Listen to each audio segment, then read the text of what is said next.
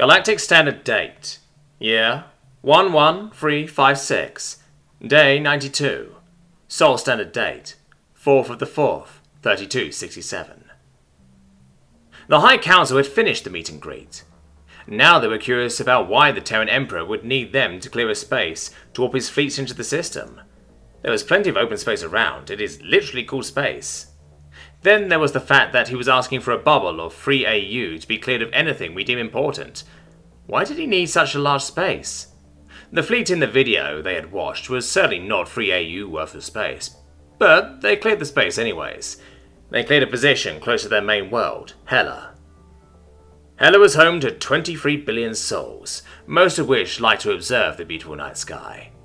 That's when a few noticed a new star dotting the sky. Red and twinkling in the sky, curious observers looked on in wonderment as the new star began to spiderweb out at an alarming pace. The spiderwebbing star then produced a distant sound that could barely be heard from within the atmosphere of the world, but those who could hear it knew fear. The sound was as if the universe itself was being rendered and torn into bits. The sound was like nails on a chalkboard, while at the same time being deep and bassy. It was as if the very natural laws of the universe were screaming in agony. Several billion people began screaming that the world was ending, as the little spiderweb in the sky slowly dissipated. Most had thought it to be the Riziri, coming to stoke the long cold embers of war, but not one individual. Captain Vrillex was celebrating Ryala's birthday when he stepped outside to get some air and stared up at the night sky. That's when he noticed the spiderwebbing red dot in the sky. Vrillex ran inside and frantically yelled out, "The Terrans are here!" over and over, until the horrifying sound that they all recognized roared out from the heavens. Vrillex grabbed Ryala and picked her up before trying to jog while holding a drunken woman. He only had to make it to his ship. If he could make it to the High Council in time, they might yet be saved. That's when he looked up at the dot and saw that the spider webbing had receded, but there were more dots winking into existence everywhere around that first dot. Vrillex stopped and gasped. "A full invasion force. This world is doomed. I must evacuate the council immediately," he said. Vrillex's crew had finally gathered their wits and started running to catch up to their captain. All 7 crew members were staring up as the night sky became significantly brighter. The Terrans had begun to move towards them. Vrillex picked up the speed, causing Ryala to puke to the side. Once they were at his ship, Vrillex set the drunken birthday girl down and bolted inside to start the ship. 2 minutes later, the crew, minus Ryala, were all at their stations and ready to lift off. Vrillex gunned the engines to max, dodging the air traffic from the panicked civilians who were trying to get as far away as they could. Ment's patience was running out.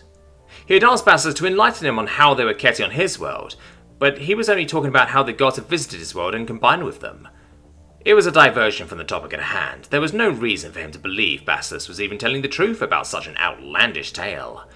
The gods of old wouldn't have gone all the way to the middle of bumfuck nowhere, then combined their divine genes with some shitsling as their hidden trees, and then they didn't even keep themselves technologically enlightened.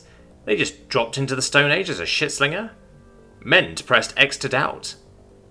"Why do you evade the topic so much? Is what you have going on in your world so terrifying that you cannot bring yourself to tell it to my face?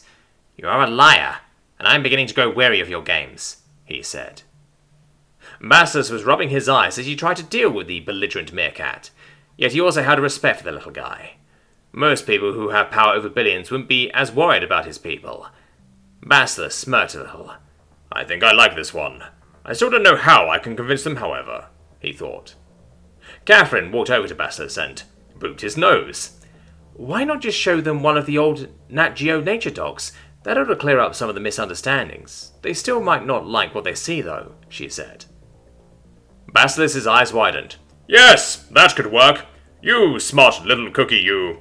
I'll let you pick which ones to show. Certainly we will need one on meerkats at least, but I was thinking we could show them a few, or at least some clips," he said.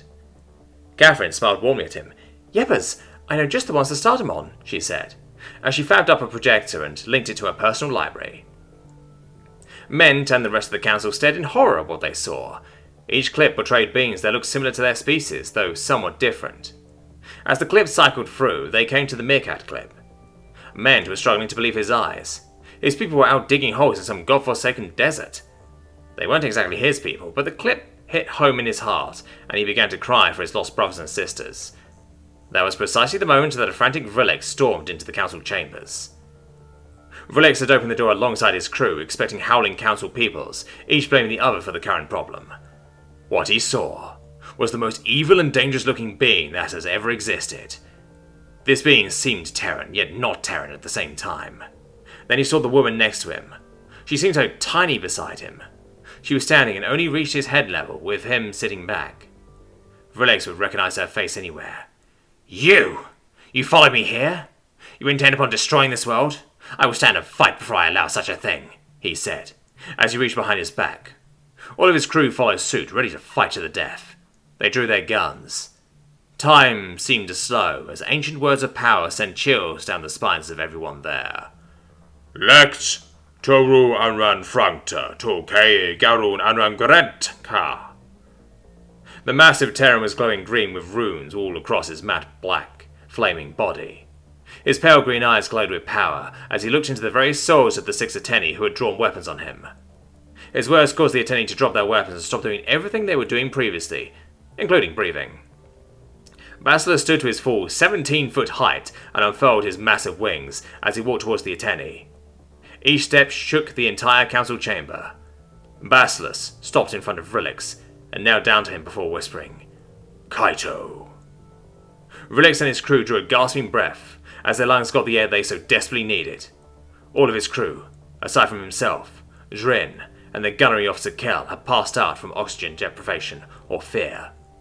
Vrilix gathered himself, and then realized that a 17-foot tall magic titan was inches away from him. Basilisk slowly turned back to his normal coloration. The flames were dissipating, and the runes were healing over. He had looked into the souls of those gathered here, and it seemed no evil intent, just desperation. What's going on here? Why are you out here losing your mind and trying to shoot foreign leaders? My little Catherine was in your firing line. I would like a prompt answer, he said. Vrilix blinked as it dawned on him. He looked around the room at the council members, and they were all staring at him with a look that contained a mixture of fear and accusation. He could almost see contempt in some. The Ascari and Magura had begun praying and crying. Vrilix looked back to Basilisk. I had come to save the council. The Terrans are invading, he said, as he looked to the council for the answer to that question. Most of the council buried their faces into their respective appendages. Azariah had just started shaking her head too. Vrilix slowly looked back up to Basilisk and said one word. Oops.